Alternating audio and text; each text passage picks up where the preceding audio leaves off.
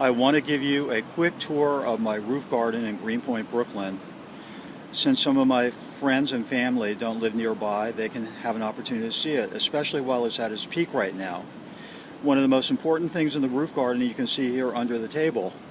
That's Lady Catterley sleeping, and she's the roof cat. Hello, sweetie. She's looking over towards us right now. She's a rescue, and she's a great mouser, and everyone loves her out here. She comes in to have meals and spends most of her time outside. Now let's walk around, and I'm just going to show you highlights of the roof garden. This amazing array of flowers right here. The purple ones in front are called Cleome. They're my Aunt Adelaide's favorite flower. She said that she wished that one of her great-granddaughters was named Cleome because she thinks it's such a beautiful name. No one's named any of her great-granddaughters Cleome yet, but you never know. Then next to the Cleome, I have Cosmos. I don't think Adelaide would want to name her great-granddaughter that, but maybe Frank Zappa would. Then I have over here Stonecrop, which is a perennial which is going to bloom in the fall, and it's going to probably be a beautiful pink color. Someone next door is sawing. Then I have this hibiscus, which is spectacular. I particularly like the yellow color. Then over here I have some strawberry pots with vinca that are just overflowing. They do so well in the summertime. Then down underneath my roof hatch I have my succulent and cactus garden. Then over here I have black or very dark purple petunias, which are such an unusual color. You see all of these Adirondack chairs. Last year I built 6 Adirondack chairs and restored 2 old ones that were falling apart. And for years my family has been using these old smoky barbecues, which are terrific.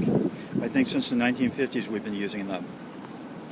I have my New Guinea impatient over here, which is beautiful. It needs a lot of water. Then here I have my elephant ear tree, elephant ear plant, and next to it I have some lantana and dahlia to the left of that.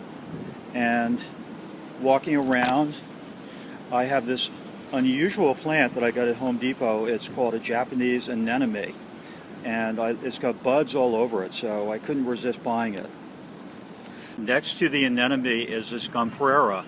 It's unusual because normally the flowers are small, but this is a hybrid version where they made the flowers much bigger. They're kind of spiky and quite unusual looking. Over here I have some petunias and some geraniums, and then I have some marigolds, and I have this palm tree which is doing very well.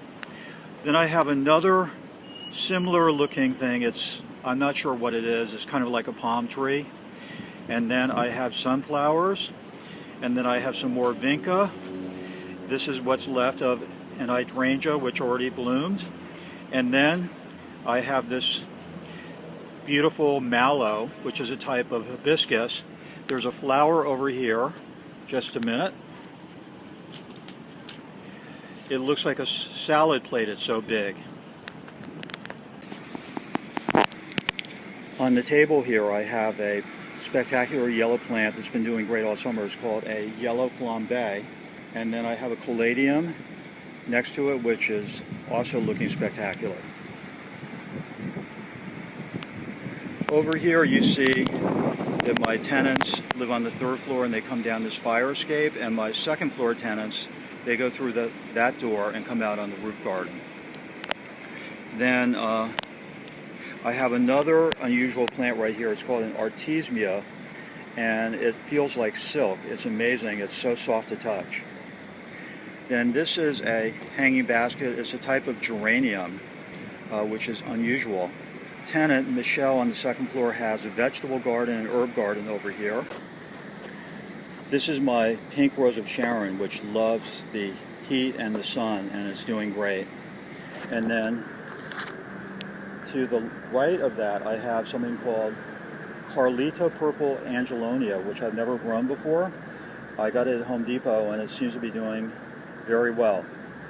Then next to that I have a cone plant, which I understand is a type of wildflower. Then in between I have a caladium, but the one that's I find amazing is this speedwell. This one's called Speedwell First Love, and the bees just love it. It must have a lot of pollen. They spend all day, dozens of bees just extracting the pollen. In front is another Rose of Sharon with buds on it. It's white with pink in the center, and to the right of that is an orange portulaca and my geranium. And the purple plant is a pièce de résistance of my garden. It's called a princess plant. The only problem is it drops purple petals on my roof all the time, which I constantly have to pick up. And this is a flower mixture mostly with vinca. Here I have my herb garden where I have basil, cilantro, chives, thyme, sage, mint, rosemary, and over here I have strawberries. They stopped producing strawberries about a month ago, but they were delicious. And then over here I have another portulaca and some marigolds, and I have this purple flower. Is called Osteosperma, which has been off and on all summer. Right now it's making a comeback and is beautiful. Then my tenant put this lime tree out here. There's a little tiny bud on it that looks like it could be a lime, but nothing major has been produced yet. Then below that I have my impatiens, another succulent, and lantana. And then here's a huge lantana right here. And this is an unusual plant that I recently picked up from Home Depot. It's called Stokes Aster Blue. I don't really know much about it, but it's so far been great. Then this is a new plant that I got recently. It's called a Plectranthus. The variety is called Mona Lavender, and apparently it comes from South Africa, and it's related to the Swedish ivy. Here I've got some verbena, and down below I've got a flower mixture with verbena and other assorted flowers. And